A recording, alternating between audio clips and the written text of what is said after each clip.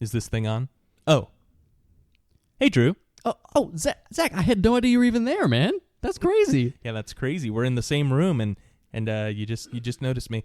So to start today's episode, I just want to let you know that Drew and I are both in a sort of a goofy, wacky headspace. It's been a busy day for both of us, so we're it's currently 9:30 p.m. on a Thursday night, and if you don't know, this show comes out on Friday, so we may or may not be cramming. No, we're definitely cramming. There's no, if you know, it's definitely a cramming episode. So, with all that in mind, I'm happy to be here. I just drank a Dr. Pepper, so I think that's got caffeine in it, right? So that'll probably carry me through the episode. It's time that we touch in with you guys. Seth is still at boot camp. Rip Seth. Well, he didn't die though. He's still actively on duty and alive, serving his country, living his best life there. So no Rip Seth. But Rip Seth is not here. No, he seems like he's thriving. All right, so I don't want to give you the wrong impression, but I'm just saying I miss him.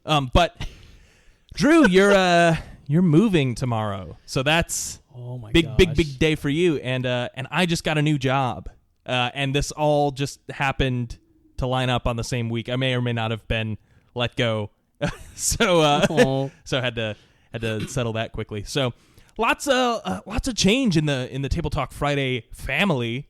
Seth should be getting out of boot camp in the next week or two. Is it really that soon already? I thought it was we're halfway through April already. We are. Oh shoot. Okay, so I think it's end of April, maybe early May. Yeah. Ooh, okay, that's exciting. We'll have to find out where. The next time you guys hear us, maybe it was from somewhere else. Maybe it'll be at my new place. Maybe we'll be here at Zach's place. Maybe we'll be flying out to see Seth or something, and we'll record a special militarized version of the podcast. That would be cool. Yeah, I'm sure that'll happen. Or who knows? Maybe it'll be remote. I don't know. We'll have to see. I just want you guys to know we appreciate you so greatly.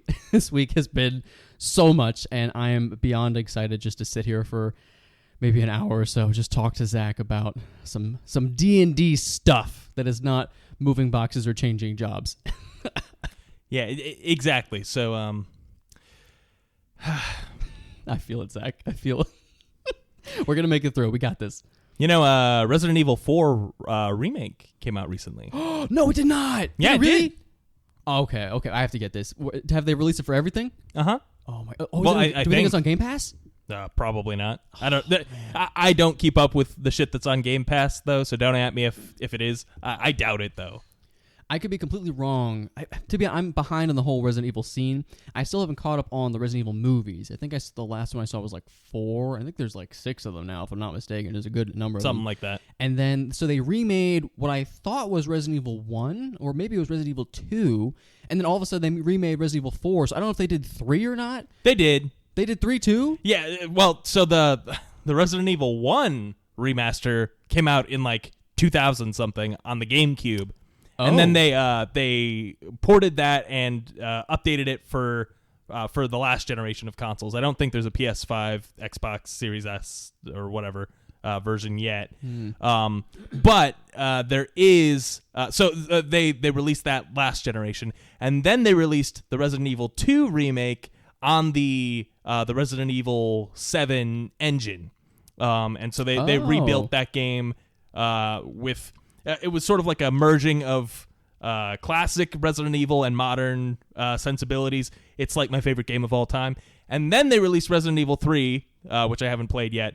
And now they did Resident Evil 4. And Resident Evil 4, the original, is also one of my favorite games of all time. I haven't picked up the new version yet. I'm still working my way through Dead Space. And one of these days I'll finish it. Yeah. Wait, which one? The first one? The new one. Oh, the remade version. Yeah. Oh, see, I kind of want to play the remake versions of Dead Space, but I'm not sure. I really enjoyed them the first time, but I don't know. I think there was something special about it. I kind of almost want to leave it nostalgic like that instead of replaying it, which is weird to say because in the same sense, I am beyond stoked to play Resident Evil 4 remake. To your point, it is one of the best games by far ever made that I have played. Very in-depth, full-on adventure. I felt like I was very immersed the whole time, and I'm thinking about this new remake. I might play it with my fiance Eric. I don't know. I might see if I can convince her to play Resident Evil 4 with me. We'll have to see. It might take some convincing. There might be some bribery involved. But I kind of want someone to sit through the game with me and enjoy it. Yeah, so I haven't looked up anything about the game other than I'm hearing a lot of good things about it.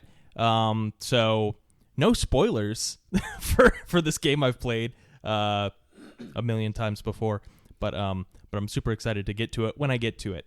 I do think they changed it up a good. I've seen some clips of gameplay, which I thought was like the pre-release, but apparently you said it's out already, so it must be actual gameplay of people playing. I feel like it came out just recently, like maybe in the past week. Oh wow, okay, so I definitely witnessed. Okay, but I have seen little bits of clips.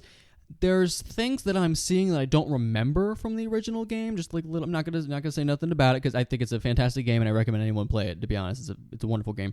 But I'm definitely seeing some things that I don't recall, and I don't know if it's because I played it that long ago. I think I played it on like a PlayStation 2, to be honest, or something like that. But I do want to see how much they differed. It's making me think very much so of the Last of Us vibe right now. I still. Don't hate me, Zach. I still have not seen it. I'm this close to finishing The Walking Dead. I can't. You haven't watched any of the Last of Us on HBO? Not yet. I know. Look, I have to get to it, but I have to finish The Walking Dead first. I literally have like 4 or 5 episodes left, and I'm done with the entire show. That's it. Well, congratulations. I hear you get a trophy for that. Do I get a trophy? I really hope I get a trophy for that. No, I'm sorry. You play Xbox, you get an achievement. Oh. I get an achievement just for watching the show on my Xbox is what happens. You should. Oh, I didn't even finish the game. I'm so terrible. I've been jumping back and forth between games for a while now. I finished the first Walking Dead game and the second one. I think I'm on the third one now, if I'm not mistaken. I think we're like halfway through, and then we started watching the Walking Dead show. So, like, we're totally thrown off now, and I don't want to jump back and forth again because I'll get confused about which characters are in the show and which ones are in the game, and I'll see someone like, didn't they die already? And then I'll be wrong. So you'll just watch the last 5 episodes, and then you're fine to go back. Yes. Okay. Yes, and then we'll pick the game back up, and hopefully we'll be able to finish that. And then we have The Last of Us, and then Resident Evil 4, Zach. There's an order to these things. We have to finish these things in order. A lot of good games, a lot of good adaptations of games. You know, there was a D&D movie adaptation, and oh yeah, this is a D&D show. Welcome back to Table Talk Friday. My name is Zach Carvon. I'm joined by my one best friend, Andrew Romano. We sort of talked how we're feeling. So let's get into the topic for today, which, drum roll please, someone else make it. I won't do it. I'll try to do it close to the mic, maybe. I'll do it on my phone here. Ready? That was terrible, but thank you. I really appreciate the commitment to that. It's 7th level spells on frequently cast spells on Table Talk Friday. So just jumping right into it. I think here I'll be upfront. 7th level is probably the level where the name frequently cast spells is probably it's tenuous.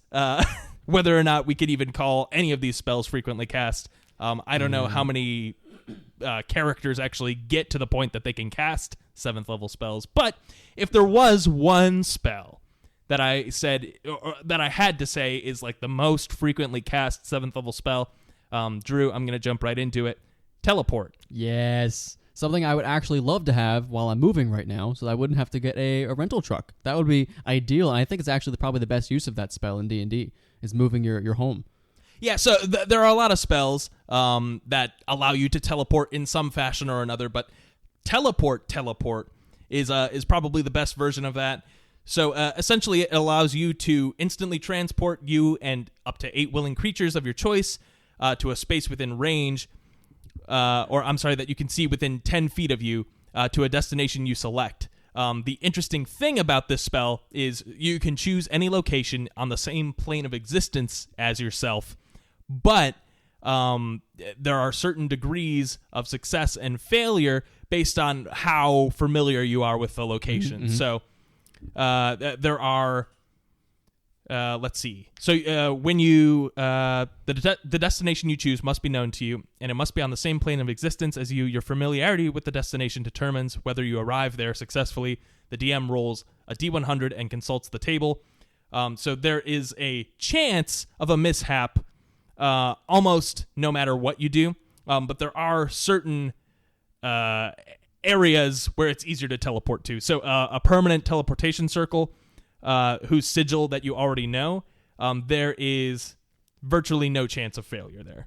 Which I actually really like that, because the idea that you can go somewhere, or maybe you have a friend in a certain area, a certain city, or you've built good relations and networking with like the Harpers or the Emerald Enclave or whatever it may be, and they have a circle there. It makes sense that you would be able to teleport there without any issues. I like the idea that you can get there, no questions asked. You don't have to roll for it, which, to be honest, rolling for it, I don't know if you guys have seen this teleport chart. It's actually quite fun. There's a number of things that can go wrong where you have to roll to see where you go. Like a good example would be, so your familiarity ranges all the way from permanent circle, like Zach was saying, to associated object, very familiar, seen casually, viewed once, description, or false destination, which is interesting. I actually didn't know false destination was one. That's pretty interesting. Yeah, so we'll be frank here and say when we cast teleport at our table, I don't think Seth has ever rolled on this table, not even once. He just picks when it might be interesting for the plot for us to not end up where we intended to go. Yeah, honestly, I think that's super fun. I really do like rolling for things, especially when you could use your D100, Zach. I'm not going to lie. We do have a D100 at the table, an actual 100-sided die that I like using from time to time. So I do get pumped to use that. But if you're not going to roll, I think it's perfectly fine to let the DM decide, especially since teleport is already a spell that can really, I don't want to say derail the game, but it can really change the way the game is going, change the direction very quickly. If the DM has something prepared in a certain area, and then all of a sudden one of the characters decides to teleport to an entirely different town, it could be interesting. We've seen this happen before in our games. So I do like the idea of just the DM controlling it, making it very simple. It does, as far as the rolling goes, it does kind of give me a wild magic sorcerer kind of a vibe, just to see what happens. Just roll the dice and hope that something good happens. And I really like the idea. I really love the idea of a mishap where you end up at some crazy location you weren't meant to go. That just sounds so fun. Yeah, so for familiarity, as long as it's not a permanent circle or you have an object associated with the area, any level of familiarity can result in a mishap. And so if there is a mishap, each teleporting creature will take 3d10 force damage, and the DM rerolls on the table to see where you wind up. So you could land in a mishap, you could land in a similar area, you could land off target, or you could land on target. And so essentially the chances get worse the less you go. And like you mentioned, a false destination would be, say, if you scryed on an illusion and you think that place exists and you try and teleport there, there's a 0% chance of success in that case. The best you can do is landing in a similar area, but there's a 50% chance of a mishap. 50% chance of mishap, though. Which, legitimately, this could be a TPK causing thing. It's only a 50% chance. That's 3d10 that everyone takes for each time the DM rolls that 50% chance. Ooh. I'm sure that this spell has resulted in a TPK before because of that reason, but I don't know if any DM would allow that to happen. What if, okay, so just theory, right? When it says false destination, I immediately think, okay, some evil wizard was dressed up in some sort of costume and tricked the party, right? So like, oh, go to the Ghostly Gorge, that's where the treasure is. And then you're like, oh yeah, so you gotta teleport to Ghostly Gorge, and it's not a real place. But you end up going to some just awful trap. It's a giant pit where there's ghouls in it, and just like some crazy things happening. But also, right, let's say, what if you went to one of these false locations and you took someone with you? Right? So not just your party. They could probably, at this level, if you're casting 7th level spells, you could probably take a little bit of damage, right? What if you brought like a little noble, like a little commoner with you, and like, oh, I'm just going to teleport you back, with us. You're going to come for like a little ride-along adventure, basically, to see if you'd like to be an adventurer one day. And they just mishap and die on the teleport. It could definitely happen. That would be so sickening. I would hate that. Oh, I kind of like the idea of taking people on adventuring ride-alongs now. I kind of want to do that.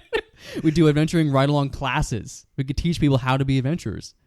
That could be pretty cool, actually. I feel like that's like after the campaign, one of the party members definitely like opens up a service where they do like trainees for fledgling adventurers.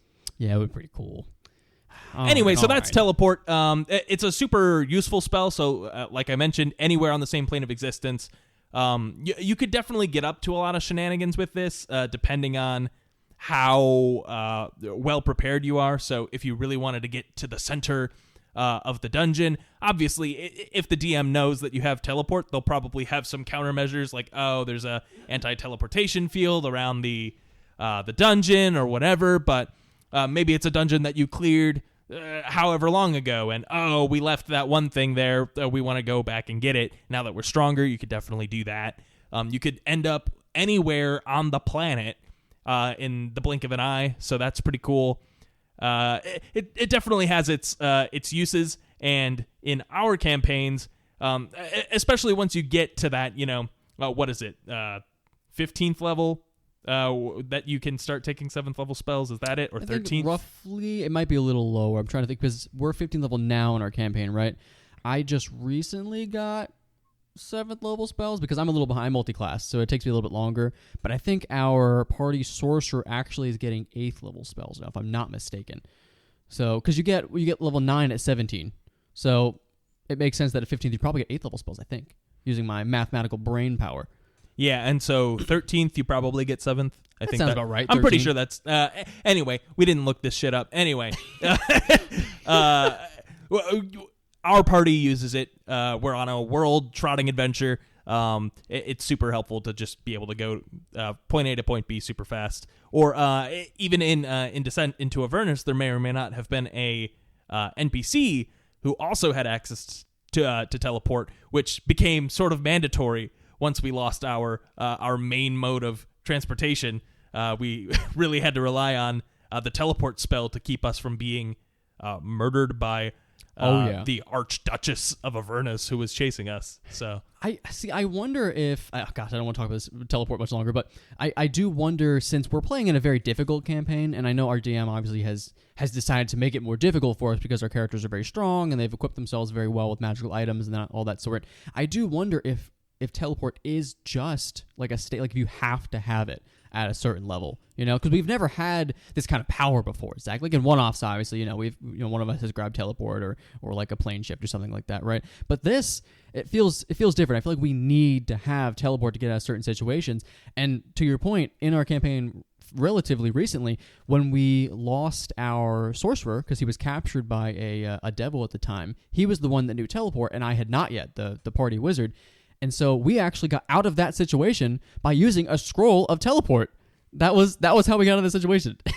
Yeah, Seth was like, oh, shit, I took away your teleport. Well, I'm relying on that, too, as the DM, because I planned this encounter where you're going to run into a room full of 50 devils. So obviously you're not going to win that fight with your party of 6. So we could have taken him, Zach. We could have got it. There was no chance in hell. There was only 50 of them. It was not a big deal. And we were literally in hell. But you know what? I think if one of us had died in that fight, I think we could have used perhaps another 7th level spell to bring us back, Resurrection. Now I'm going to clarify again. No 7th level spell is really a frequently cast spell, so we're going a little off the topic of the actual episode here, right? But if you had to pick the most frequently cast spells of all of them, to me, even outside of D&D, in movies and in lore and in your minds as you play this fantasy game with your friends, Resurrection is always kind of on the table, right? It's always something that you're questing for. Maybe your backstory is about your long-lost wife or children and you're trying to get them back, right? Resurrection is a huge solution to this, right? It's often an end game staple. It's often something you're working towards for a long period of time before you finally achieve this. So just to jump into it really quick, be very clear, it's a very simple spell. It's not too complicated. It brings people back from the dead, right? But it does so a little bit better than things like Revivify or Raise Dead. This one, it's not a 1 minute thing. This is not a 10 minutes between death or a 10 days. And this is as long as the creature has not been dead longer than a century, 100 years, you can bring them back. They also could not have died of old age, is the one other stipulation. That's a lame stipulation, though. They should be able to come back regardless. So Resurrection is sick, right?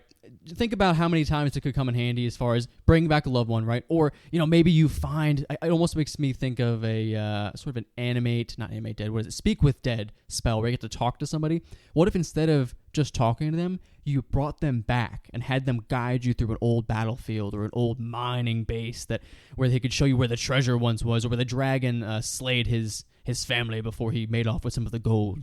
That would be really sick, as far as utility goes anyway. But it is a little slower than Revivify. Revivify takes, I think, a minute. Maybe.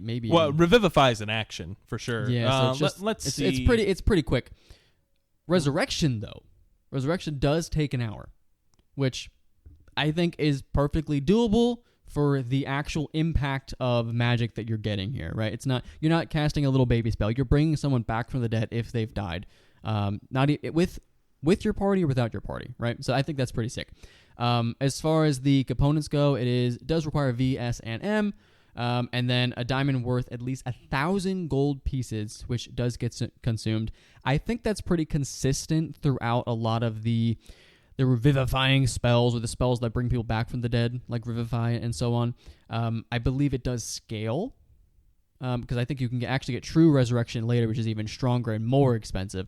I believe Revivify is like 300 gold pieces of diamond. This one's 1,000. I want to say Raise Dead is 500, I think. 500, something like it scales reasonably well. I think 1,000 gold pieces it's really not a big deal at this level. Well, and the other cool thing that Resurrection does that Raise Dead does not is it also restores any.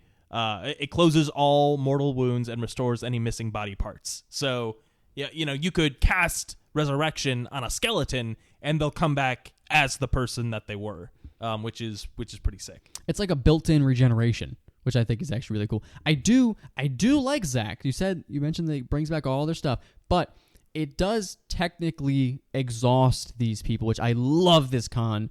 There are a lot of people in other games that will create drawbacks to things like Revivify, right, to make them more interesting. And we've even talked about this in previous episodes, trying to make resurrection, not the spell, but the idea of resurrecting someone back from the dead, just a little bit harder, a little more consequential, so it's a little harder to obtain. And so in this one, in the spell, it specifically says, coming back from the dead is an ordeal, which I love that they say that. The target takes a -4 penalty to all attack rolls, saving throws, and ability checks. Every time the target finishes a long rest, the penalty is reduced by one until it disappears. I love that. I love the idea you bring someone back from the dead and they're just not fully charged. It takes a little bit for them to get their oomph, maybe for their soul to reconnect with their body and remesh.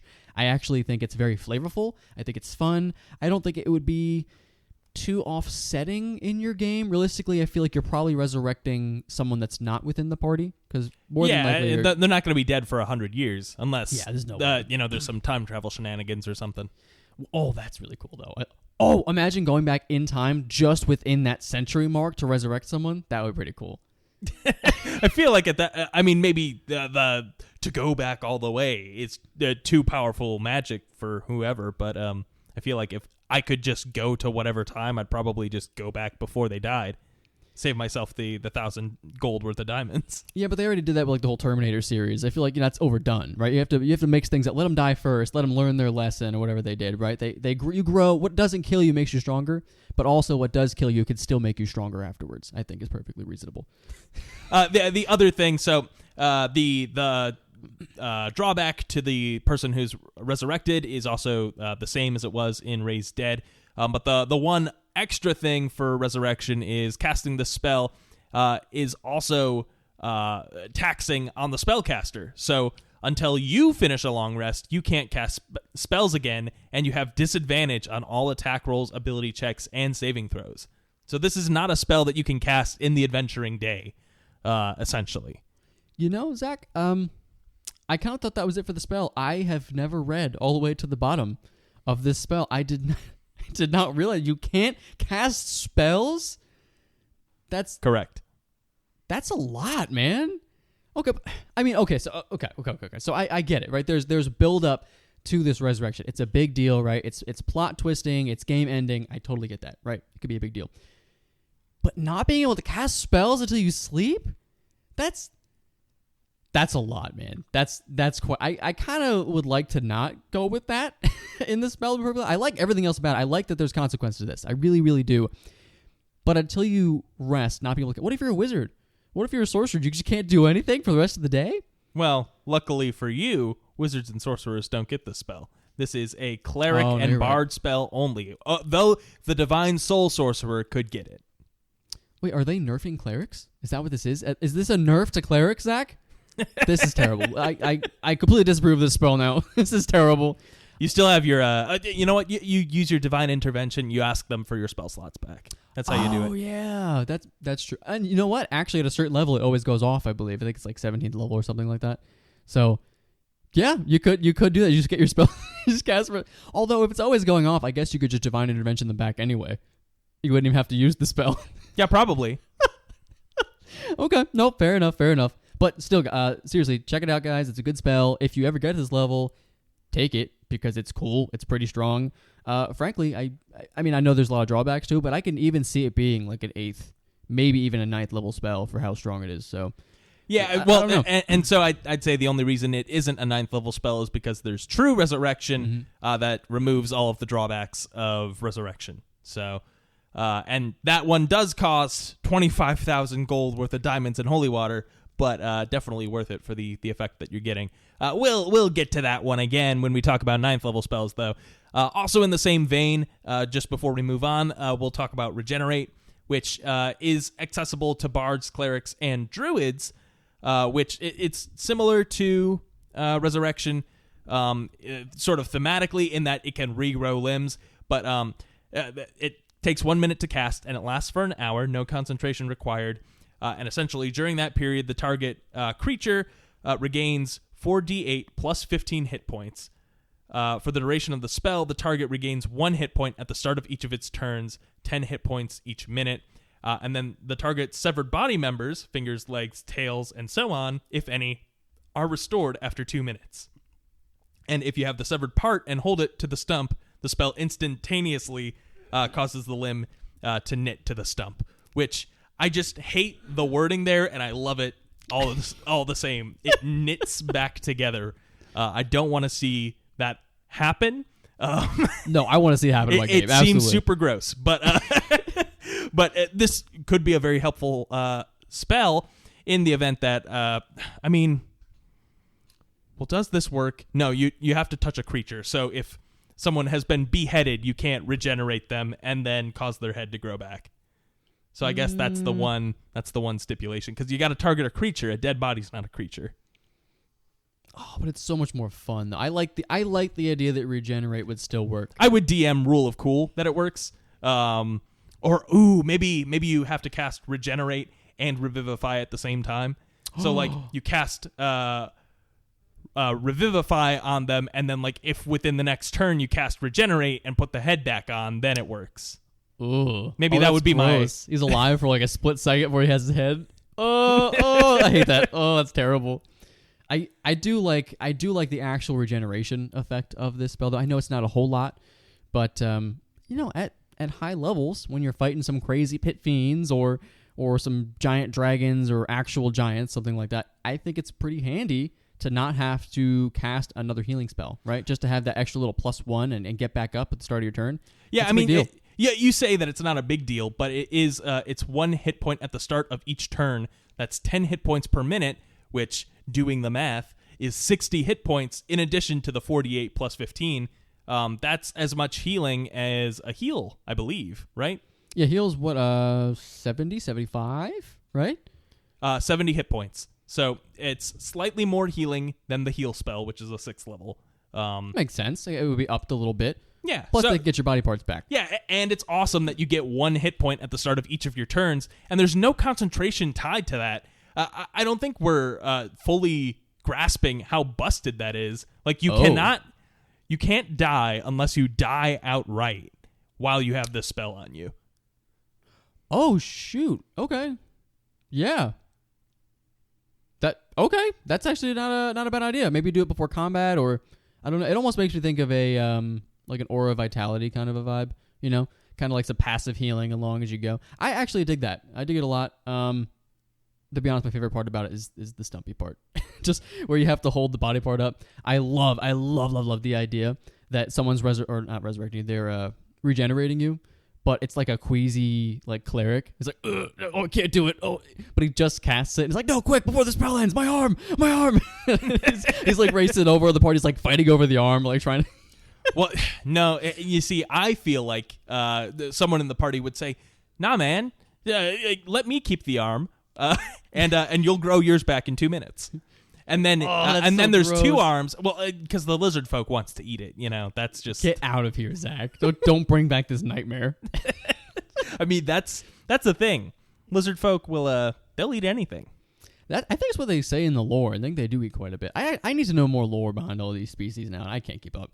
But you know what? If you by chance lost your arm, and you didn't have a regeneration spell, maybe you just want a little cozy home, a little something to go into and hide away, get some sleep, maybe eat some food.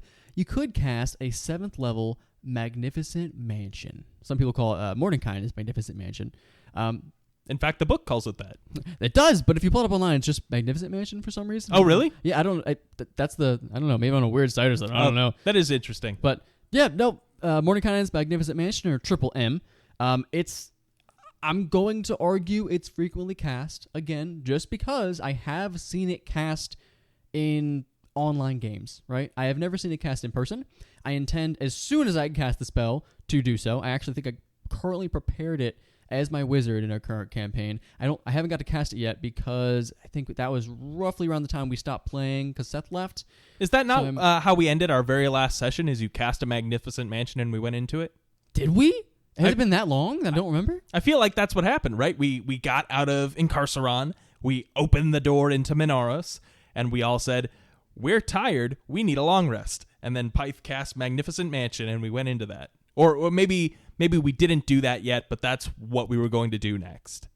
I hope that's what's happening because I love that idea. I hate that it has been that long since we played this game that I can't remember me casting a 7th level spell. But yeah, no. Hey, look, we see it's in our game, guys. Zach says it's absolutely in our game. I 100% remember it, so it's that frequently cast. And I've seen it in some online games, such as Critical Role. I believe it was actually in not only the 2nd season, but also the 1st one as well. So, but anyway, it is a. I'll say I also used it in one of my campaigns. I had a powerful NPC cast this spell. Was I part of this? No. Oh, thanks. You said it with sass. I don't like that. You're like, no, you weren't a part of this. This was in Curse of Strahd. Oh, okay. Don't give me any. Are you saying that everyone has this spell, Zach? Do all the commoners in this terrible place? Do they have this spell? I'm pretty sure they do. See, now I know not to touch elevators or talk to people because they might have this spell and they might force me into their mansion and just drop it. That's not how the spell works, guys. But so it does take about a minute to cast. So it's similar to Lehman's Tiny Hut, where it takes a little bit. It's not a single action. It takes a little bit of time. It's a 300-foot range, which is cool. It does take VS and M, and you have to have certain items worth at least 5 gold pieces that you can have. Things like polished marble and a small spoon. Nothing crazy. It does last 24 hours, which is pretty sick. So Lehman's Tiny Hut lasts, I think, 8 hours. In our campaign, make it last 16 by doubling it, just so we don't wake up and immediately get attacked by things. We have a little bit of time to prep and think about what we're doing before the hut goes down, right? So this one, it's 24 hours, which means you could double it to 48 hours, which is, that's a long time. Incredible for the artificer in the party who wants to make more things. Oh, yes, you're right.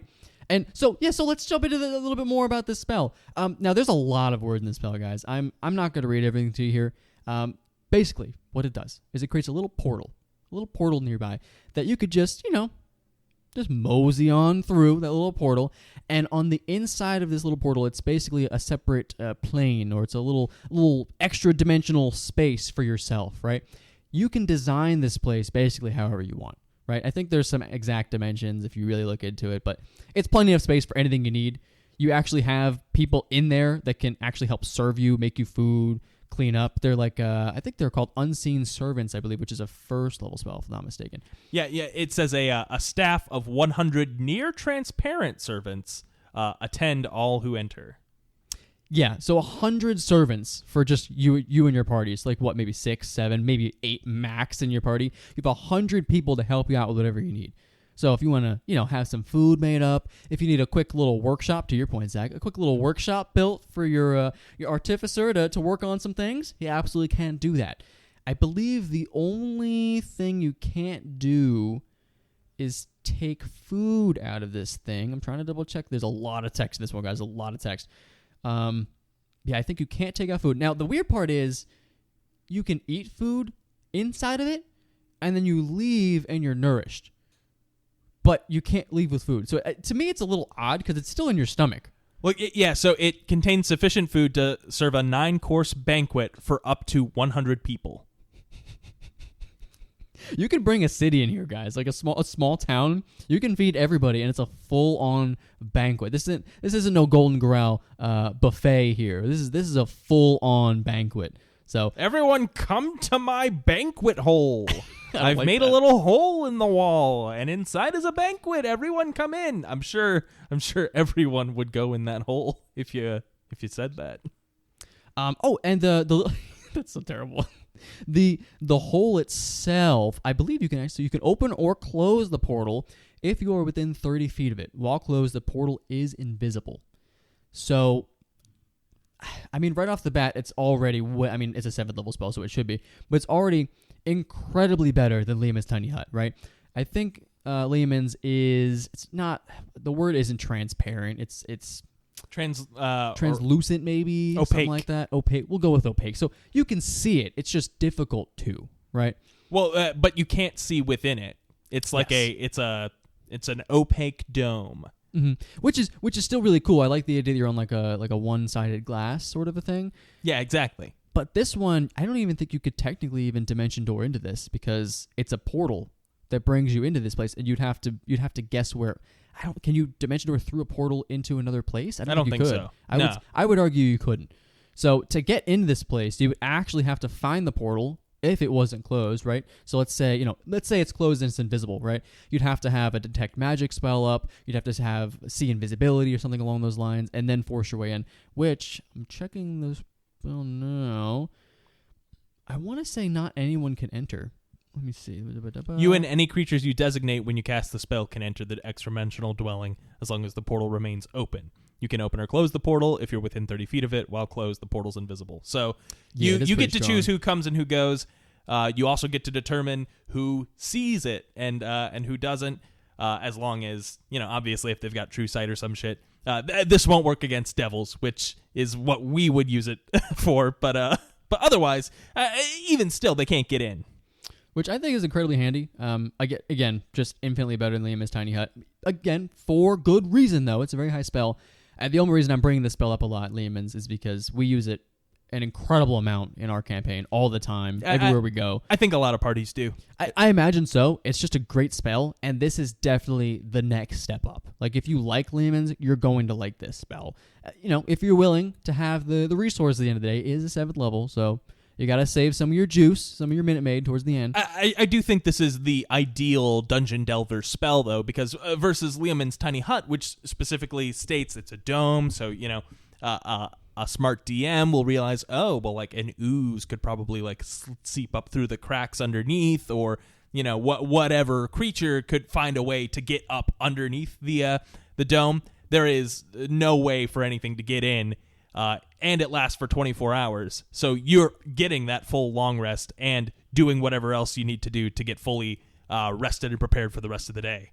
Yeah, to me, it's just safer. There is again, if you're a Critical Role fan, there is a scene in the second campaign where someone had casted Lehman's Tiny Hut against just this little dome, and the dragon that they happened to be fighting at the time actually bears down on them, and it begins like chewing on the hut, which is terrifying because you can see through it. It's like going to the bathroom in like a public porta potty that had like see-through glass. If you've ever seen that online, that's terrifying. You could see the inside of this dragon's mouth. It's breathing fire, and it can't hurt you, right? Because you're inside this dome. You're protected by this magical barrier. But that's terrifying. At least with this mansion, you're away, you're your own place. It's like you could leave work at work, kind of a vibe, right? So people talk about like leaving the office at the office and going home and like resting. You could be in the middle of this dungeon, like, yeah, you know what? I'm not feeling it right now. Let's go, guys. You just walk into your little mansion. You go do whatever you want. You have a little bed in there. You can have a trampoline for de-stressing. You have a little bowling alley. Whatever works for you to get the dungeon out of your hair. This is. I love this spell person. I can't wait to cast it again. And if I haven't cast it already, Zach, to your point, I would like to cast it in the next 10 minutes when we start. Good. I'm glad that's worked out. Next spell I'm going to talk about, and this is one of my favorite spells as a DM. I don't know, as a player, you probably have better options at this level for this kind of effect, but Finger of Death is, first of all, what a name. This is the gentle power word kill. So Gentle? Well, yeah. So I mean, power word kill will kill you outright. Finger of Death will damn near come close to it and have some additional effects. So you send negative energy coursing through a creature you can see within 60 feet, causing it searing pain. The target must make a Constitution saving throw. It takes 7d8 plus 30 necrotic damage, which is nothing to sneeze at on a failed save, or half as much on a successful one. A humanoid killed by this spell rises at the start of your next turn as a zombie that is permanently under your command, following your verbal orders to the best of its ability. First of all, it's like a single target use of that AoE spell from the D&D movie. Spoilers for the D&D movie. You know the one. Where, it kills a single target and brings them back as a zombie. Again, this is just the perfect villain spell where, you target the beloved NPC, and not only are you killing them, but you're turning them into a zombie, which then I believe makes them an undead, and for some DMs that's enough to keep them from being resurrected. I don't know if that's explicitly stated, but there's sort of like a rules lawyery way to look at it, because so for a like a resurrecting spell, you have to touch a dead creature that didn't die of old age and isn't undead. So is if you kill that zombie, is it not still an undead creature at that point? I would say so. See, so I think that's probably the route they take. Like, once you've become a zombie, you can't come back. But I love the idea that if maybe someone you love or someone you've been trying to resurrect for a long period of time, maybe they became a zombie. Maybe they were part of, a necromancer's army that you had to defeat, right? So you take them down, maybe like a decapitation thing, you regenerate the head back on or something like that. And once they're dead, so they wouldn't be dead. They would be dead, undead, re-dead. We're going to say once they're re-dead, at this point, they have the re-dead condition. I would argue that you could resurrect them at that time. To me, at my table. I'm sure there's a way to do that, but I like there being that stipulation, which I know you haven't seen Dragon Ball, but in Dragon Ball, once you wish someone back with the Dragon Balls, they can only come back once. So if you die and then are resurrected, then they can't bring you back until they retcon that later. But wait, they retconned it? Yeah, they retcon it later. But that was like the thing early on, is if you are brought back by the Dragon Balls once, you can never be revived again. I like that stipulation where, these are the reasons that you cast Gentle Repose and be very specific about how you take care of your dead bodies, because you don't want them to come back as an undead, because then they can never be brought back again. No, that is. I feel like that's pretty flavorful for the story. It could be very interesting. Could be plot twisty. It makes me mad. It makes me mad. Like, if it were to happen to me, I'd be pissed. Like, if someone I was trying to save turned into a zombie last second, or I found out that someone turned them into a zombie so that I couldn't bring them back, I would be furious. Like, I would have to go get that person, right? Which then I could use Finger of Death and bring them back, and I could use them as my little companion. In The Walking Dead with Michonne and her zombie relatives. She redid that recently. She did? So she hadn't done it since whatever she came around long ago, season 7.5, whatever it may be. But she did it recently in a later season, which was really cool. It was I'm sorry, you think Michonne showed up in season 7? I don't know. I just took a guess. I don't remember. I don't remember when she came around. I feel like it was season 3, but I know it wasn't season 7. And you want to know how I know? How do you know, Zach? Because I haven't watched season 7, and Michonne was in half the show for me. Oh, all right. It was really cool, and it very much so is like that. You had like two little zombie companions chained up with a little chain. And what's weird about this, I'm just gonna throw it in there. What's weird about the show is that they don't specify that the zombies become like pacified when you remove their ability to eat. It seems like an odd stipulation to have. Like, wouldn't they, like, they're mindless zombies? Like, why would they know that? Wouldn't they try to eat you? Like, wouldn't they still just like mash their face up against the side of you or something? It's just weird. I feel like they might, but once they realize that they can no longer eat, like, they'll stop expending that energy. But like, what else are you doing, man? Just try to eat somebody. Just push your nose up against them until you get a little something. I don't know. Try something. That's fair. It seemed a little odd to me. Anyway, Finger of Death, awesome villain spell. Good for the Necromancer in the party if you swing that way. But it definitely, not to talk about Dragon Ball twice on one spell, but it makes me think of Frieza, who's got his death beam. You know, he just points a finger, there's a little laser that comes out, and you're fucking dead. Is that what he does? He got a little finger laser? Yeah, he's got a little finger laser. Like, it's just a little red, like a red dot laser. It's like, oh no. Basically. I thought Frieza, getting off topic again, I thought Frieza was Mewtwo for the longest time as a kid. I thought they were the same thing. They look the same. They look exactly the same. But you know what? I just want to mention one more thing while we're on Finger of Death. I feel like if I could have a good zombie companion, I would want it to be probably Good Old Gamer, I would say. One of our best patrons on patreon.com. I feel like, not that I would want to kill Good Old Gamer, but, if I was up against him and I took him down, I feel like this would be the way to go. We keep him with us. We tell him some stories. We keep him, we do some episodes of Table Talk Friday, have him listen as our zombie companion following along. I feel like that would be a good life, a good zombie life right there. What do you think, Zach? Think it would be good? I don't know. Why don't we ask Good Old Gamer? Hey, Good Old Gamer, do you want to be brought back as our undead thrall to always serve our every will and command? Probably. I mean, it makes sense to me. But I want to know your opinion. It's only enticing. Sound off in the comments. But on hey, Patreon.com. But hey, you know what? If you're not into that, maybe you might be into a different spell. I'll give my last frequently cast spell that I see on this list.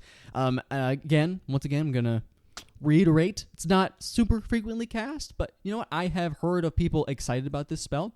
I know when people get to a certain level, they see this and take this immediately, and it is only specific to a few classes in particular. So druids, we have clerics, and I think Zach might have said sorcerers or something along that line. I don't know, maybe one other. But I'm gonna bring up Firestorm. So Firestorm is sick. First of all, it's called Firestorm. Okay, so I don't have to read the spell. I'm taking this spell. I want to cast. I want to do just this really cool one-liner of like, "You thought you bested me, but it's too late. Firestorm!" And you bring it down, and it just rains down upon the enemy. Like, just some crazy shit. I love that. It's very cool. It's very fun. Definitely pretty anime. Oh no, absolutely. And that's kind of the vibe I want to go for when I'm a caster. I want to be super extra. I want to be dramatic. I want my spells to be flavorful. And just calling it, Finger of Death or Firestorm, I need to have these spells in my arsenal because I have to be able to tell people that I can cast these things. So there's actually not a lot of text this one. I do want to tell you a little specifically kind of what it does because it's similar to like a firewall or a wall of fire, to Zach's point. So it's a storm made up of sheets of roaring flame, right? They come down. It's an area of the storm. It consists of up to 10 10-foot cubes. Right, so it's making me think of a meteor swarm kind of a vibe going, but like a little mini one. You get more explosions if you get more projectiles here, but I think they're a little smaller if I'm not mistaken. But so this is 100 cubic feet of fire. Yes, no, it's intense. Yeah, and so you can arrange it in any arrangement you wish, but each cube must have at least one face adjacent to another face of the cube. Notice it doesn't specify that it has to be laid along the ground, so you could just have a massive, storm of fire encompass just the entire ground and sky in front of you, which... Fire-nado? I mean, yeah, exactly. This is like a fire tornado, and it's definitely badass. It's definitely worthy of a 7th level slot. The only drawback I'd say is the amount of damage that it does, which Drew, if you do the honors. So, to your point, it does do 7d10 fire damage on a failed save, or half as much damage on a successful. So, I mean, max or what's the rough, like 35 damage on there on a fail average. So I mean that it's okay. It's to me it's not insane damage. I'd say that's 35 damage on average on a success. Mm-hmm. Or I'm sorry, I see what you mean when you say fail. Yeah. It means so. Yeah, that's a fireball. That but it's a 7th level this is a fireball. very big fireball. But I want to stress though that it's a very big fireball. Like this is a big deal. It's not something that you're always going to be able to use. Like you're not pulling out Firestorm every day of the week, right? But if you're going up against a group of people, even if it's just like 6 or 7 people, right? Like maybe it's a group of bandits or a group of beasts in the woods, or I guess they would have to be very high level bandits or beasts in the woods or a 7th level Firestorm. But this could be extremely, extremely effective for slowing down the enemy, not doing a ton of damage for AoE purposes. It may be one of the best AoE spells that I know of. I feel like it does. That's a lot of area, man. I don't want to crap on this spell. I don't, because I actually like it a lot. I think it's very cool. That's a lot of area. I don't know how often it comes up, I'd like to see us go up against more little orc armies or something where you could just burn the whole thing to a crisp in 1 7th level spell. That would be sick. Oh, maybe that's a good use right there. Maybe that's how the story starts. So you have like an NPC that you meet that can cast this, or maybe you're a higher level adventurer and that's what you're known for, right? You show up as the hero of the town and there was like a orc army outside the walls and you cast this and just erase the enemy army at this point and the town's safe. I kind of love that as a backstory. I feel like this is actually a really good spell for the big bad evil guy to have if you want to have them be a druid, because that's sort of like the thing, right? Like you could easily erase a town. Houses in D&D are made of straw and wood, at least in small villages. Like, just imagine one day if that disappeared. That would be terrible. That would be absolutely terrible. Honestly, it makes me think of a similar devastation effect as a meteor swarm, right? Casting that on like a castle obviously would do incredible, because it does, I believe, force damage as well on top of the fire, right? Or bludgeoning or something. Yeah, probably right? Something like that. Bludgeoning or force. This one's only fire, but still, the devastation you can wreak on a small town like that. That's very much so villainy. I wasn't thinking about this as a villain spell prior to you saying that, Zach, but it kind of is though. It definitely is. I would like to see more villains cast this. I think it could really set them up for a good backstory, Or I love the idea that the villain, maybe he was in one of those towns and the villain at that time had burned his town down with Firestorm. So he grew up, learned Firestorm, and cast it on someone else's town, making another villain. And then it's a chain or a big cycle of villains making villains with Firestorm. It's a villain making spells, Zach. But the one caveat is you can specify that if you so choose, any plant life in the area of this firestorm is not burned. So, as a druid, you could cast this in the middle of the forest and kill all the wildlife, but leave the plants. So I love the flavor. I feel like, first of all, it's very unlike druid to cast a firestorm, right? So I like that they put that in there. I do expect, if you are casting this spell and you're a druid, or maybe you just care for the plant life in the area, maybe someone has invaded your foresty home and you don't want to burn your tree houses to a crisp, whatever it may be, right? There, I feel like there's little niche situations for this, right? I expect if you cast this spell and you are not hurting the plant life, I want specialized fire. I expect you to say it's like blue fire. Maybe the fire is like, I don't know, maybe if it touches people, it's like burning them, but you can clearly see it kind of like wreaths away from the plant life. Maybe it doesn't actually touch them. Or if the plants are actually on fire, maybe it's like a green fire. Maybe it turns green as it touches the vegetation. That would be kind of cool. I don't know.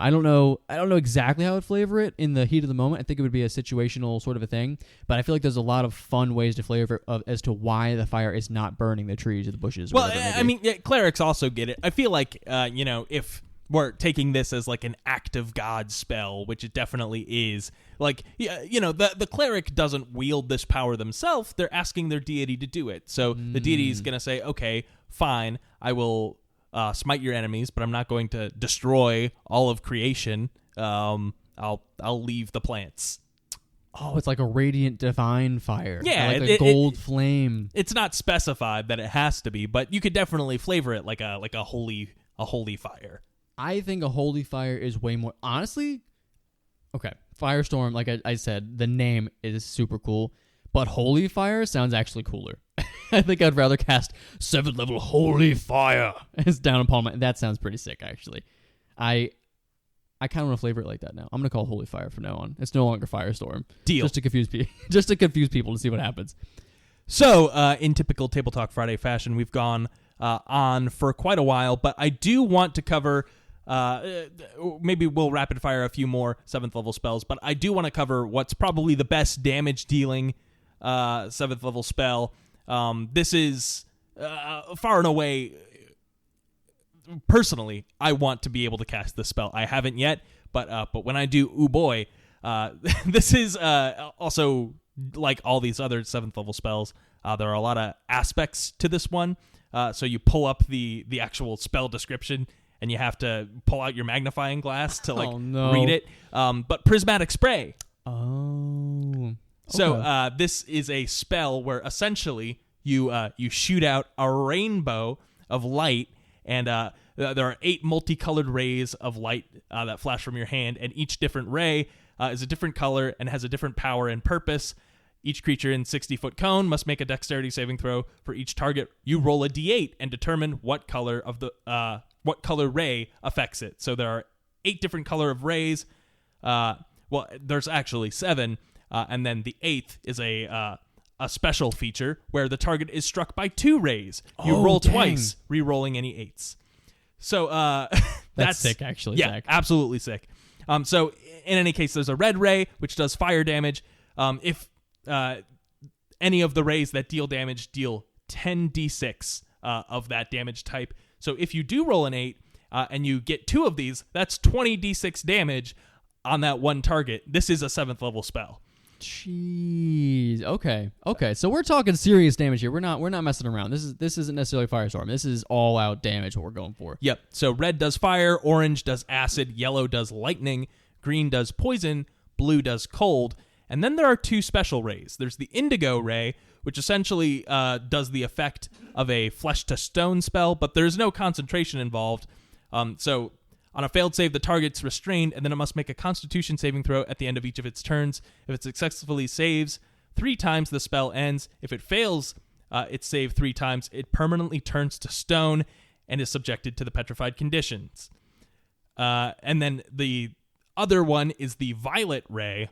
On a failed save, the target is blinded. It must then make a Wisdom saving throw at the start of your next turn. A successful save ends the blindness, but if it fails the save, and this is only 2 saves, the creature is transported to another plane of existence of the DM's choosing and is no longer blinded. This is a spell that does 10d6 damage minimum to most of its targets, but it has a 1 in 8 chance, or really a higher chance than that, because there's a decent chance of you rolling an 8 and then getting to re-roll. So a very plausible chance that you either petrify or banish any of the targets, which in both cases just ends the combat right there. Oh my gosh. This is an amazing spell. I'm going to be honest, Zach. I've seen this spell before, and I always kind of glance over it because I know there's a lot of text on this one, and I go, oh, I have to roll, and there's like all these colors, and I don't know what they do. But actually digging through this one's kind of insane. It really, really gives me Beholder vibes. This is kind of what I expect the Beholder to do. Like, for sure. All on his own. I don't think there's anything like this. I don't think Warlocks even get this because it's a 7th level spell. But I love the idea of being a Warlock, like Pact of the Beholder. That sounds really sick. He gives like this to you. Maybe you can cast this once a day or something. Or maybe this is even a magic item. Maybe it's like a staff of Beholder Rays or something along those lines, right? I kind of dig that. I like that you can roll for all these things. And it gives you, 8 of them? 8 rays? That's... You know how I would flavor this is it would definitely be, if it's a magic item, I'd have it be a prism, and it would be the Pink Floyd Dark Side of the Moon prism where that you cast it from. Okay. Absolutely. Okay. No, I dig that. I feel like it's super flavorful. It doesn't... Could you transmute it, Zach? Well, I don't know. Each ray has a different color, has a different power and purpose. For each target, roll a d8 to determine which color ray affects it. Probably. I mean, I would argue you could. Well, with transmute, you change the damage type to another one. Another one available, yeah, which is fire, lightning, cold. I would thunder. say as the DM, absolutely. I think you could argue you only get to influence one of the rays. Yeah, probably. But I'm going to say if you're going to spend that resource, I'd let you choose. I mean, obviously you can't make it petrify or banish, but you could turn fire into lightning if you wanted. I'd be fine with that. And if you roll multiple fire and acid and you want both of them to be lightning, that's fine. I'd say. Yeah, I think it'd be cool.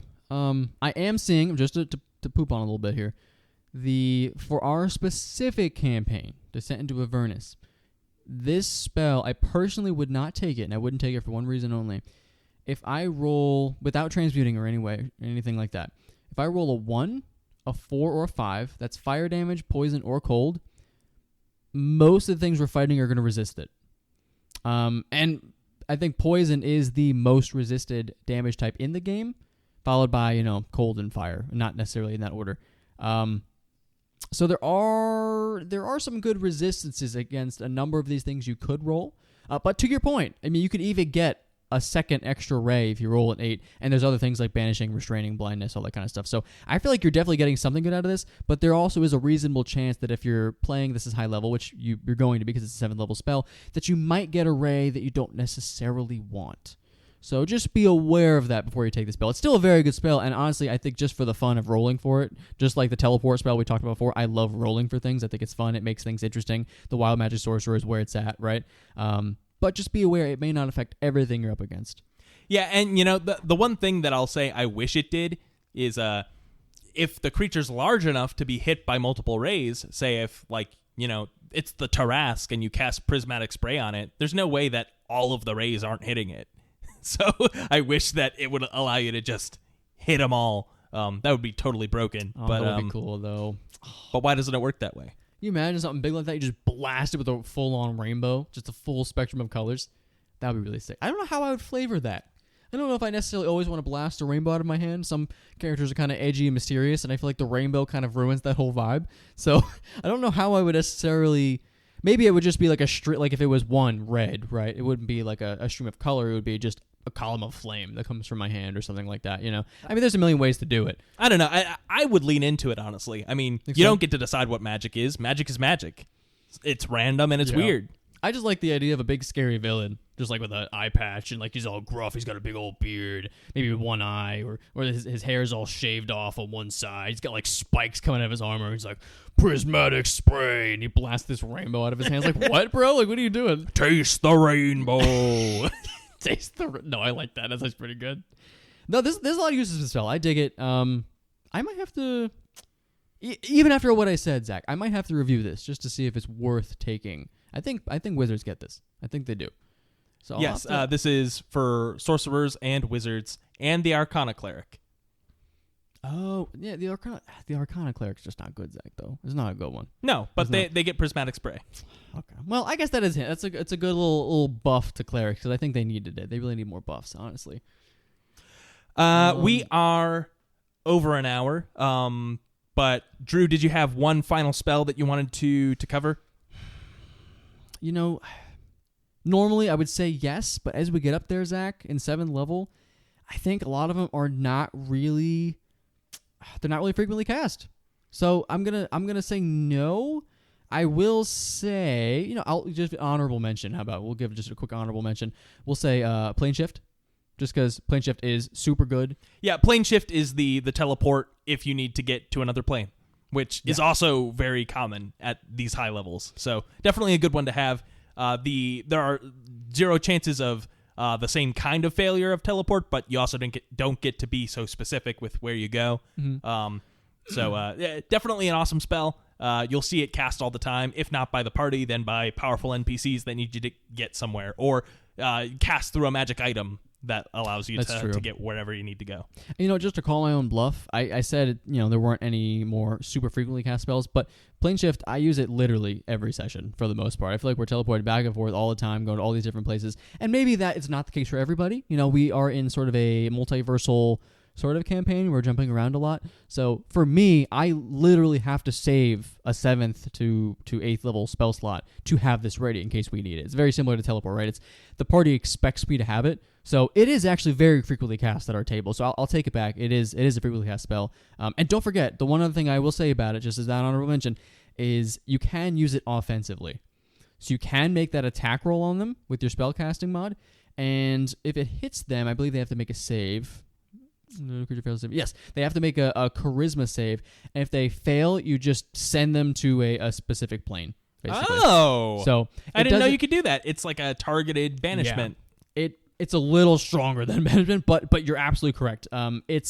It's cool. It's handy. I've only used it once as a flavorful test. The first time I had it, I think I sent a coin to the plane of fire or something. Like, oh my god, I did it! That's crazy. That kind of thing. Oh, but it's just so rare that I want to risk my 7th level spell for potentially not to do anything. So I'm afraid, or at least cautious about using it offensively. But great spell, very very solid. Highly recommend anyone gives it a shot if you're able to take spells at this level. I'm not sure if you've read this spell, Drew, but if you haven't, you should. It's specific to clerics. We're going to do a rapid fire of just some other awesome 7th level spells that probably aren't frequently cast, but I like. Divine Word is a bonus action spell. It's got a range of 30 feet. You uttered a divine word imbued with the power that shaped the world at the dawn of creation. What a line. Essentially, each creature that you can see that can hear you must make a charisma saving throw. On a failed save, the creature suffers an effect based on its current hit points. It only affects creatures that have 50 hit points or fewer. At 50 hit points, they are deafened for 1 minute. There's no concentration. At 40 hit points, they're deafened and blinded for 10 minutes.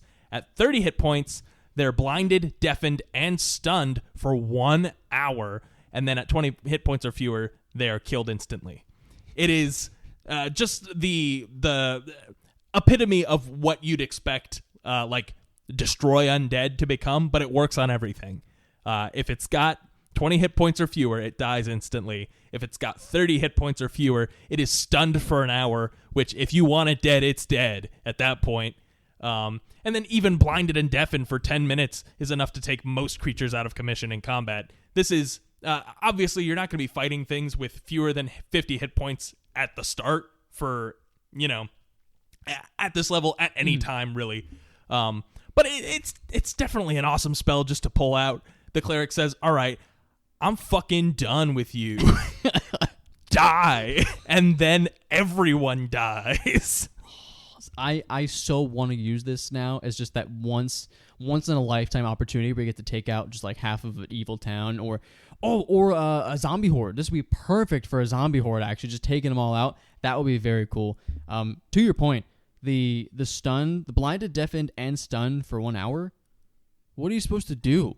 That's it. You don't. You're dead. There's no save. Nothing you can do. I mean, there's the initial save, but after that, there's no save. That's your friends have to run you out of there. This is something very good for the villain, for sure, especially as a bonus action. I don't quite know why it's a bonus action, to be honest. I feel like it should be the full action.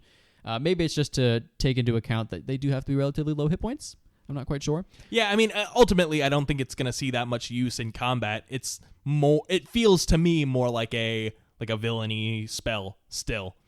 You go into the center of town, you say your divine word, and just make everyone shudder with your awesome might. Like 7 people died because you said a word. And this is, just to be clear, this is one of those spells that when the DM asks you how many hit points you have left, you lie. And you say you have way more than that. It starts bad consequences at 50 hit points for this one, so always say you have 51 plus hit points when they ask. Always lie to your DM about your health, all the time. That's true. This would be disgusting in combat on on one of the DM's creatures, because the DM says, all right, how many hit points are you at? Okay, you're dead. I hate that. Could you make a charisma saving throw? Actually, everyone make a charisma saving throw. All right, you fail. Good thing you're over 20 hit points, so you're only stunned, blind, and deafened for an hour. Only. But Grog, you're dead. Jeez, man. This is okay. So I know there's an evil version of this. It's like evil word or like something like that too. Is that true? Yeah, there's a dirty word, if you will. I don't know what it's called exactly. I know it's like a necromantic sort of a vibe. I don't know what it's called though. But there is a version of this. I'm not sure if it's in Xanathars or something else. You're talking about power word kill? No, not power word kill. There is power word pain, which if the target has fewer than 100 hit points, it's subject to crippling pain. It's not that cool though. Don't worry about it. Not frequently cast at all. Crown of Stars, I think, is probably a very overlooked spell, but it's essentially a much better Melf's Minute Meteors. I could definitely see myself taking that one.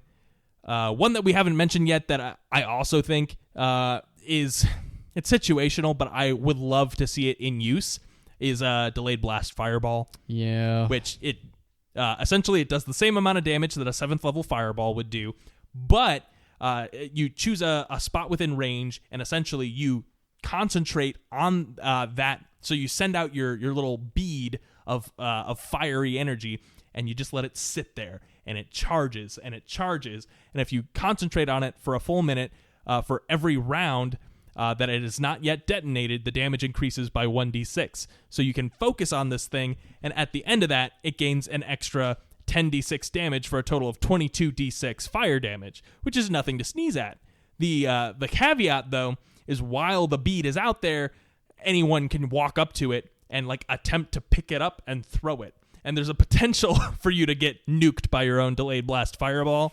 But there's also a potential for someone to pick it up and then it blows up instantly. So it's definitely, it's just a volatile thing to throw out, I think, as the DM. Again, these are all great spells to give your villains because it makes combat more interesting. As a player, I might be too much of a chicken to actually cast this spell in the way it's meant to be cast, but it seems really cool. Especially at 7th level. The only reason I haven't taken this spell is I love that when it's called Delay Fireball for a reason. The longer you delay it, the more damage it does. The problem is at this level, any spell I'm taking, I need to do damage right now. I need damage right now, or I have to pick a utility spell. So as a wizard, I have a lot of options here, right? And so the idea that I have to cast this damage spell that I believe, does it hold your concentration, Zach? I think it does. It is a concentration so for 1 minute. Not only is it taking my concentration, it's also dealing damage, but not yet. So there's the chance of losing it. I don't think it's worth it necessarily at this level. I almost wish that the damage scaled less and it was a lower level spell. Maybe, because Fireball is 3rd level. Maybe there was a 4th level version of this spell. I don't know how they would scale that it was worthy, because this is definitely too strong for a 4th level spell. But I'd like to see something at a lower level for it, because I like the idea of delaying a blast to get more damage off. At lower levels, that could be a big deal, and it's even more threatening when you're lower level, because it could potentially nuke your own party, right? I love that. But at this level, man, we're in Avernus. We're fighting devils and demons and angels and gods and stuff, and you know what? I can't wait 3 turns for that fireball to go off that they're going to be resistant to anyway. So yeah, I think this is probably a better tactical spell where someone's coming, and so you start it, and then as they get within range, then you blow it up. I see, but now I want to cast it because I want to transmute it. I want to transmute it into like an ice bomb. That would be sick. Everyone in the area just freezes when it kills them. That would be pretty solid. That would be, and they would be too. That was a good one, Zach. Thank you. There are other spells. Draconic Transformation has seen some use. It's in Fizban's Treasury of Dragons. It's like Tasha's Transformation, whatever. Tasha's Otherworldly Guise, but slightly different. But basically, you get Blind Sight, a Breath Weapon, and Wings. Not a bad 7th level spell. Let's see. Force Cage is another DM-only spell. It's like Wall of Force, but even less penetrable. Disintegrate does not work on it. And you can't teleport in or out of it without making a charisma saving throw. Project Image is a good one. You basically make an illusory duplicate of yourself, indistinguishable. You can also send it over the many miles. Let's see. Can appear at any location within 500 miles. And you can concentrate on it for a full day. So you can basically act like while your character is in the middle of a dungeon, but you also have to give a speech in Neverwinter. You can go and send your illusory duplicate and make everyone think that you were there while you were actually doing something else. Also, great spell for a villain. Obviously, you all can figure out how. But the really stinky 7th level spells, Mordenkainen's Sword, we've talked about it before. It's just a worse Sacred Weapon, and Sacred Weapon was a 2nd level spell. Boy, how did they fuck that up so bad. And let's see. Conjure Celestial, the worst conjuration spell. It shows up at 7th level. You can only conjure a Celestial with a challenge rating of 4 or lower. Concentration for 1 hour. That's got to be wrong, Zach. You said 4? CR 4 or lower. So this is basically this is the unicorn spell. You get to bring a unicorn in, but you can't even conjure an angel with Conjure Celestial. Yeah, no, don't take the spell. If you cast it using a 9th level slot, you get a Celestial of CR 5 or lower. That's still not enough for an angel. Oh, I love using my 9th level spell to get a companion that's going to die in about a minute. Exactly. Oh, that's terrible. Don't use that spell, guys. Just another quick honorable mention, Reverse Gravity. Super cool. Oh, of course. Reverse gravity is amazing. Without getting into any specifics of it, like the exact mechanics, basically you flip gravity in a certain area, which is actually a pretty large area. You flip it, people start flying towards the ceiling. I don't believe it gives you any kind of save. I'm gonna have to double check. You can make a dexterity saving throw to grab onto a fixed object that you can reach to avoid the fall. But if there are no fixed objects in reach, you're going up. Yeah, no, this is perfect for a villain. This is perfect for an ambush. Very similar to like a delayed blast fireball. As a matter of fact, I love the idea of a delayed blast fireball on the ceiling, and then you reverse gravity it. Oh, that would be cool. Oh, that's how you do it. Okay, that's the way to do it right there. That's the reverse gravity delayed blast fireball combo. I like it. But yeah, super cool spell. You might even see something like it in the D&D movie if you haven't seen it. But go check it out, guys. Go check it out. On top of that, did we mention Simulacrum?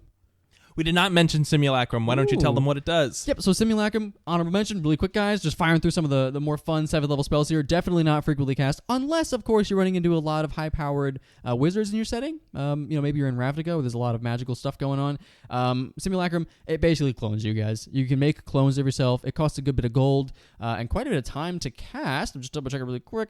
It takes 12 hours. 12 hours to cast the spell. So that's your whole day gone. So it's about 1,500 gold pieces of powdered ruby and a bunch of other stuff. But yeah, basically you make another version of yourself. It has all the spell slots you have. I think it's half the creature's hit point maximum. Yeah, it's pretty cool. It's a slightly less powerful version of you that can't regain spell slots and things like that.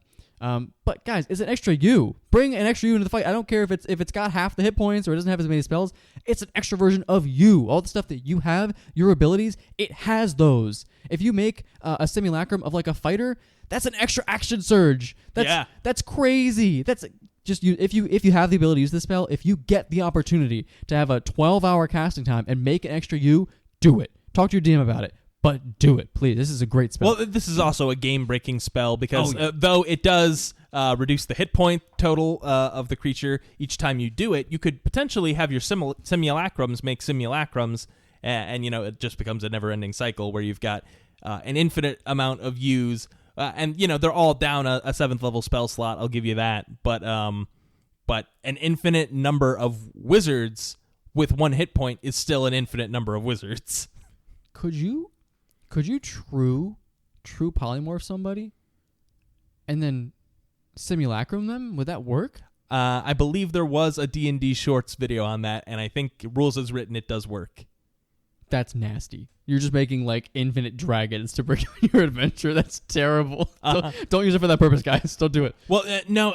So maybe it's with the clone spell now that I think about it, which is an 8th level spell. Yeah, you have to true polymorph yourself, and then clone yourself, and then die, and then your soul goes into the clone, which is now true polymorphed into whatever, and then you're eternally whatever you decided to be. That's so sick. That is absolutely disgusting. Don't do it. But seriously, guys, if you talk to the DM and he's cool with you casting Simulacrum, first of all, props to your DM because he's cool. But take it, do it, go for it, cast it. See if maybe it could be a cool little plot twist for your party.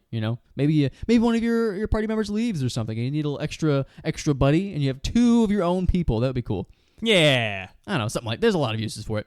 But Zach, do you have any other honorable mentions you want to bring up here? Well, I'll bring up one more just because we've almost mentioned all the spells, and I'd be remiss to not talk about Sequester, which is, again, just another plot device spell. Basically, you can choose one willing creature or an object and make it so that they are undetectable by divination spells and they are invisible. So essentially, they cannot be perceived through scrying sensors created by divination spells. And if the target is a creature, it falls into a state of suspended animation. Time ceases to flow for it, and it doesn't grow older. And basically, you set a condition for the spell to end early. The duration is until dispelled. So you cast this on someone, and there's a condition for it to go off, or something, and then it reappears. So you could potentially cast this on the protector of the scrolls or whatever. And the example given here is when the Tarrasque awakens could be a condition. And so this hero is made or meant to fight the Tarrasque. They don't know when it's going to wake up, but whenever it does, he'll come out of his cryopod basically and go fight the Tarrasque. It's an awesome spell. I imagine it could be used to great effect by a lich for their phylactery. Oh, yeah. That would be cool. I feel like there's a million things you do with this. I've never seen it cast, and this is really the first time I've actually analyzed the spell to a full length here. But I would love for something like this to be set up in my campaign. The idea that there's some terrible villain that's just waiting for the heroes to walk into the lair, and that's when he awakes or something like that. That would be sick. For sure. Yeah, and maybe a wizard has not found, or they can't crack the method for becoming a lich. So to keep themselves from dying, they sequester themselves, and they have their apprentice go in and figure it out. And whenever they figure it out, then they'll come back. Oh, that would be cool. Someone knows the secret to slay some crazy dragon, right? But he's not going to come back for 1,000 years, so he just puts himself to sleep to teach the new race of people how to defeat this dragon. That'd be pretty cool. Sure. Oh, all right. So I think that is it for our spells, guys. And we were running extremely long, and we want to give you guys a nice quality post-show. So I think we're going to wrap it up here, and then I'm going to go finish packing my house so that I can move everybody. I'll see you from a different location next time. But thank you for listening to Table Talk Friday, a D&D podcast. You should go check us out at patreon.com at Tabletalk Friday, where you can find some wonderful patrons like Good Old Gamer in there. We have a good old community. And also, you'll get to see some post shows like this one we're about to record, as well as stuff about a week early. So go ahead and check it out. Give it a go. We got some cool stuff on there. And can I have the adventurer about to cast Prismatic Spray please take us out? Oh boy. I've been waiting my whole D&D career for this. Maybe you don't call it D&D like in the world, or maybe I wouldn't, but you know what I'm talking about anyway. Oh boy. I'm gonna cast it. Let's see what I get. All right. That's a 1. All right. We'll take it. Ooh, another 1. Okay, too bad I'm fighting devils. Let's see what I get. Ooh, another 1. It can't be. There's 2 more targets. Let's see. A 1. Ooh, boy. Come on. We gotta have something do something. Ooh, an 8. Ooh, that's amazing. Ooh, I'll re-roll it again. Oh, that's a 1. And another 1. That sucks. That really sucks. Oh, yeah. Yeah, I'm supposed to take you guys out. Have a wonderful rest of your evening, everyone, and maybe don't taste the rainbow.